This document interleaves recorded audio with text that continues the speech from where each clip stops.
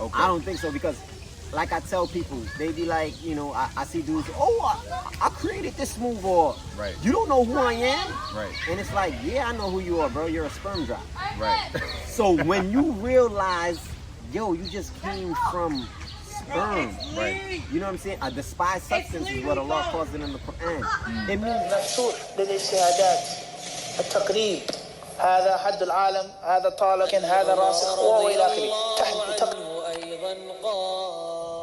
Assalamu alaikum wa rahmatullahi ta'ala wa barakatuh to all the RipRight Hadith disciples, YouTubers, and viewers. Welcome back to a new video on RipRightHD, and today I'm out here with my bros, B-Rock. Y'all know what time it is. Team Wingate in the building. All day, yep. Yo, forgive us for the noise.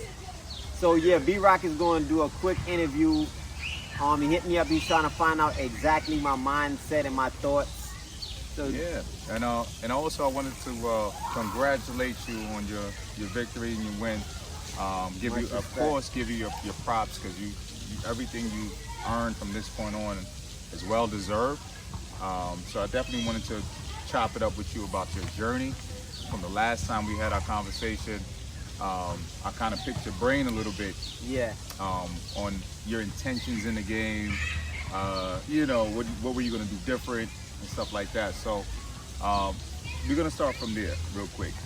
After our last conversation, it seemed like you made a lot of friends, lost some connects, but you persevered despite all of that. So from that point, how can you describe that? What words can you give us to pretty much describe what you went through since the last time we spoke? I ain't gonna lie, it was like, you know, some people might call it an emotional roller coaster, but for me, I mean, I could say I'm an emotional person, but I don't really show it too often. And it's not that serious with me. Like, you know, personally, like if somebody decides not to talk to me or somebody decides to talk to me, it really doesn't make a difference. So from that time until now, I could describe it as a win-win, you know, for Team RipRight in general, because from where I was at to where I'm at now is like night and day. I mean, from YouTube, you know, from the following, you know, from, you know, the income, just everything turned around in totality, man. So I could say, to describe it in 2 words, is a win-win. Win-win. Win-win. That's good, bro. Happy to hear that. Again, like I said, more salute to you. So you have transitioned into the RipSticks, right? Yeah. And I remember asking you, what is your contingency plan? You know, and you know, I don't know if you had the RipSticks in mind, but I've seen you touching the world, touching the community with the RipSticks. Can you break down how did that happen? How did you end up getting into that? All right. Shout out to field? Ben Diesel, Supreme PRX Master. He shot me an email. No, matter of fact, he shot me a DM on Instagram. It was like, yo, I need to talk to you about a proposition. It's involving a piece of workout equipment, and I think we can make it work. So I was like, all right, no problem. I called him. We got right to it. I met him in the Bronx. He put me through one set. I was shaking like a stripper. Once I felt it, I said, yo, this is it. Right. You know, I used to sell cut-coat knives. I done sold everything under the sun. So I know with a workout product, and especially that I'm in fitness and I look decent, you know what I'm saying? I can sell this product and it works. So right when I used the product, I believed in the product and I needed one. So he gave me like 10 or he gave me 12 that day. He gave me 10 to sell, okay, 1 for me and 1 to demo. And from there, it never stopped. I just took off, and that was April. And that was April. Wow. And now, so now I see that, I want to say that you've been really successful with it. I also seen that you actually opened an avenue for people who are part of the movement, yes, to become distributors or brand ambassadors as well. What made you look at, you know what, this is an opportunity for my peers and for other people? What made you have that mindset Well, to open up that avenue? When you look at it, it's a win-win again. If you look at Nike, you got Jordan. You look at Nike, they got, if it's LeBron, whatever it is, I'm not sure if LeBron is with Nike, but I'm just saying Nike has, it's co-branding. Right. So I'm looking at it like, yo, this product is so dope, and I'm making so much money. And like I said, $35,000 in 3 months. That's how much I sold, right, off of the product. And I'm looking at it in a bigger perspective, like, yo, these guys out here are beefing over who's doing they pull-up move. Man, we need to be beefing over something that's more important. So why not put something out there for them to get some money? Because maybe if they start getting some money now, then they'll be less worried about a dude that did the muscle up this way and I was the first one to do it. You know? So automatically it clicked, because then I could get some more money. Right. Right. And then I can put food in other people's pockets, and that way we could actually like grow somewhat, you know, because we've been beating our bodies up for years, right? Some of us, 20, 30 years, and like, what you got to show for it? A nice pull-up. That's not enough. It's not enough. And I respect that. I really do. I salute that. Again, that's being innovative with your craft. So again, I salute you for that. Now we're gonna touch upon the preparation for your first bar brawl. I recall bumping into you, and you had so much going on. You was all over the place, and I remember we spoke briefly. And you was like, "Yo, I gotta train for this bar brawl." Like, you seemed a little annoyed about it because you had to commit in order to succeed within that with the outcome of that bar brawl. So, what was your mindset before the bar brawl and after? Okay, before the bar brawl, I didn't want to do it. Snoop talked me into it, and then we egotistical, right? And we love challenges. So it's like, I can't back in. Right. You said, I gotta join. If I don't join, then this person is gonna say, yeah, this dude, we called him out for a bar brawl here. So I didn't want to hear that. I'm gonna keep it I'm gonna keep it 1,000 with you. So you know what I said? I'm gonna put this in the history books. I'm gonna do it also for the culture, because I know that if I do a bar brawl and my name is blowing up, then that'll encourage other people to do the bar brawl as well. So I jumped straight into it. But I'm not gonna lie, I didn't want to do it. I was annoyed. Because I know you gotta prepare for it, and I like to train a certain way. I don't want to be on somebody else's time. Right. And when you're preparing for a battle, you're battling according to the regimen they give you. Right. So now they added weights. I don't really do weight. Weighted calisthenics too often. So now I gotta tuck weight all around. I gotta stay local to have this weight. All the gyms is closed. So it was frustrating at first. People telling me when they found out no, don't do it. Every single person that I talked to, from my team members to outside my team members, people that I was just in the park with, like, I'm about to do a bar brawl, they like, why would you do a bar brawl? Right. It's a waste of your time. Right. There's no benefit in it. Right. And then the bar brawl happened. It was too late. I opted in. And COVID happened, so I stopped training, and I had to get back to training once they put it on. I was hoping COVID stopped everything forever.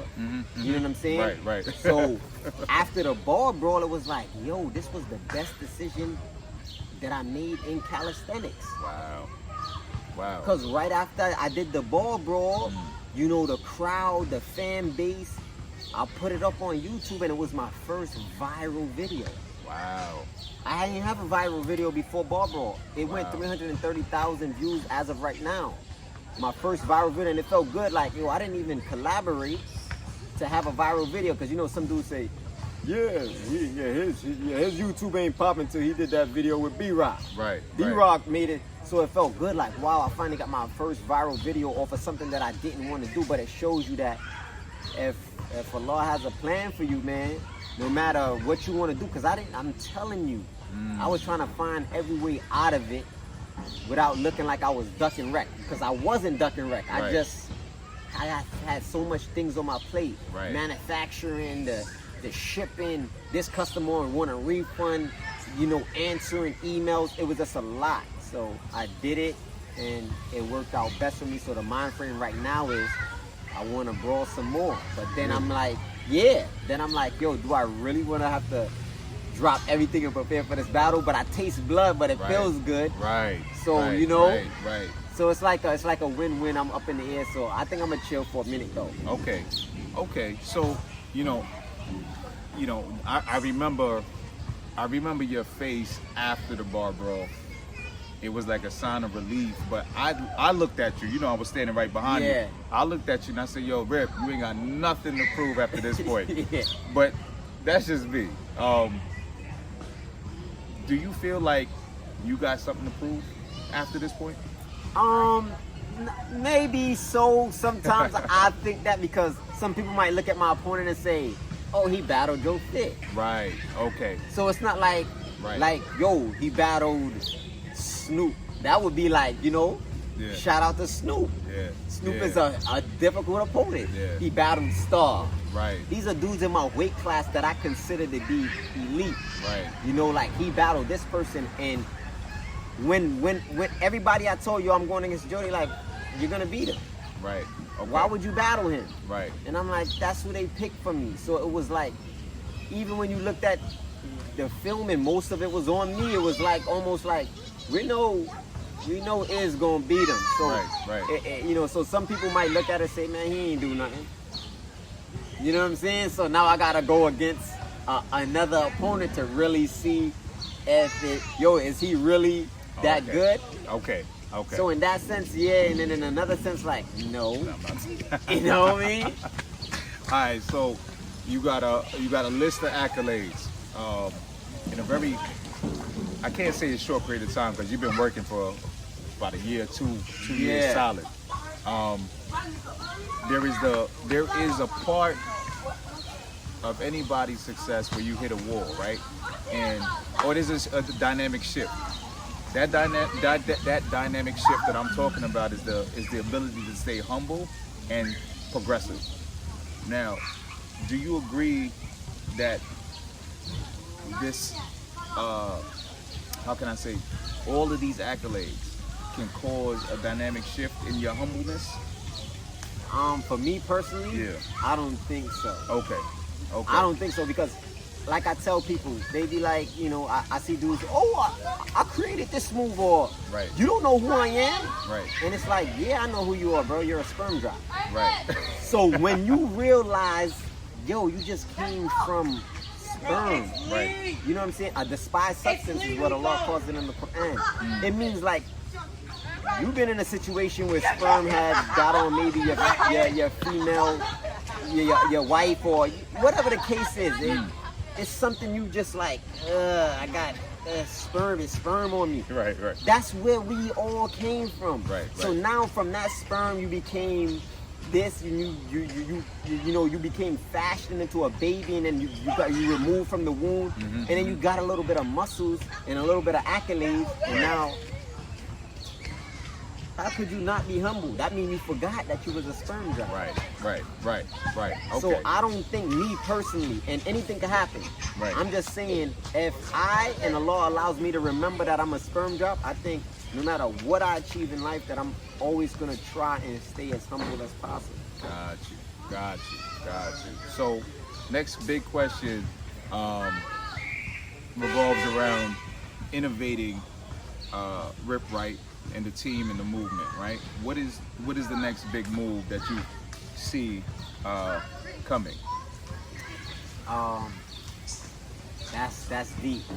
So right now, for the most part, I really want to employ everybody on RipRight. Oh wow. You know, I'm trying to make it to where he's on Team RipRight, but what is Team RipRight giving this person? Right. Okay. He's just on Team RipRight? Okay. So what is he doing? Sets in the park? Right. So why isn't RipRight his job? Right.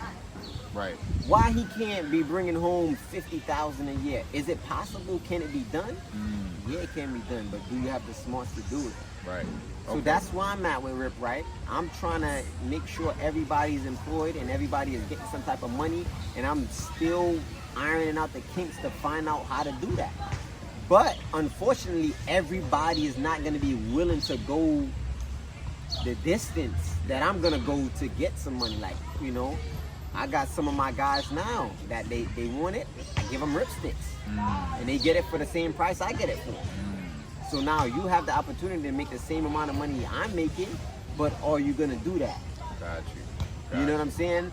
But I want it on a real business aspect to where, you know, we can really get to some money and this team thing becomes a job thing. Okay. I want to hear your definition of what a leader is. To me, a leader is somebody that's always going to be in the forefront. You know, no matter what happens, and when something goes wrong, even if it's not him that caused it, he's going to take the blame and he's going to try his hardest to fix it. You know, somebody that you could always come to, you know, for whatever it is, advice, you know, even if it's financial help.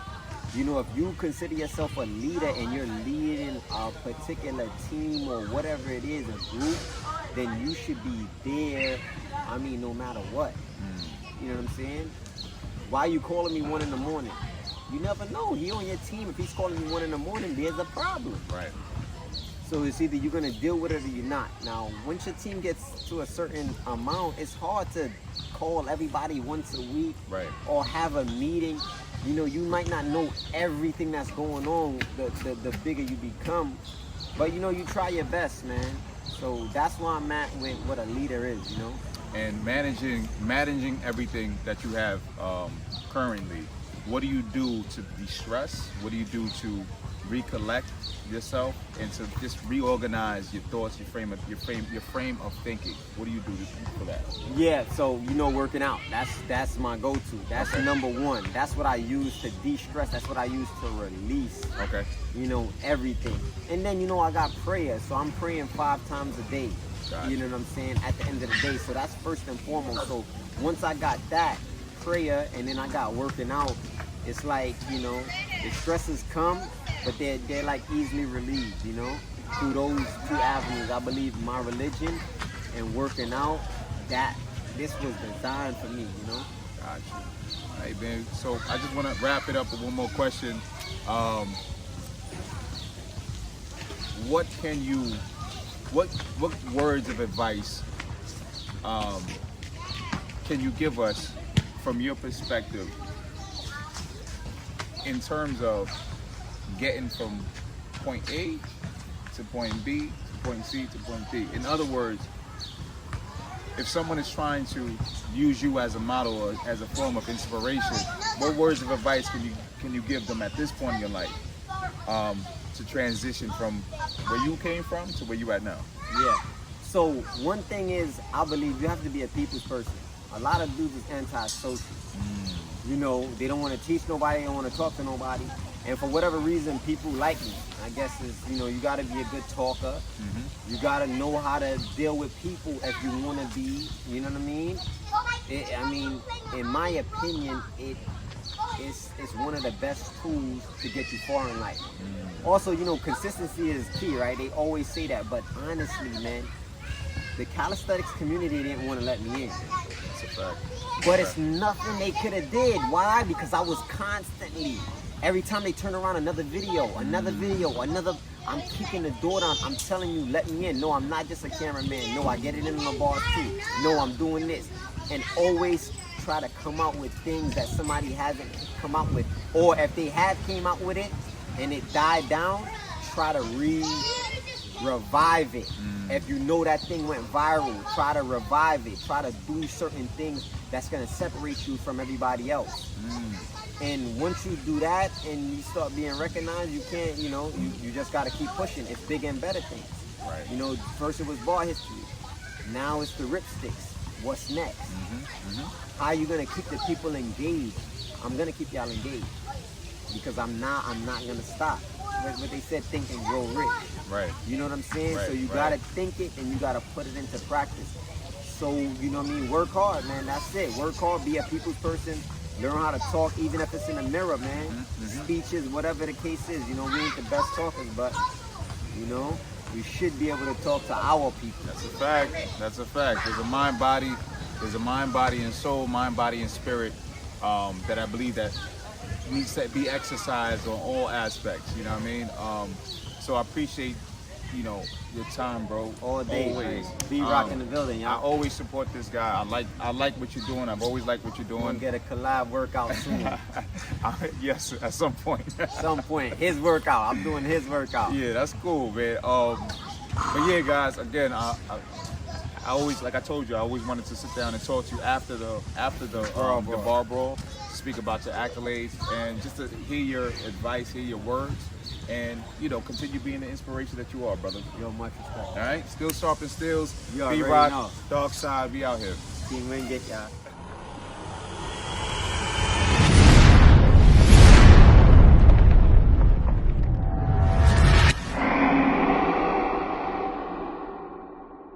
Indeed, in the body, literal translation, is a lump of flesh, a piece of meat.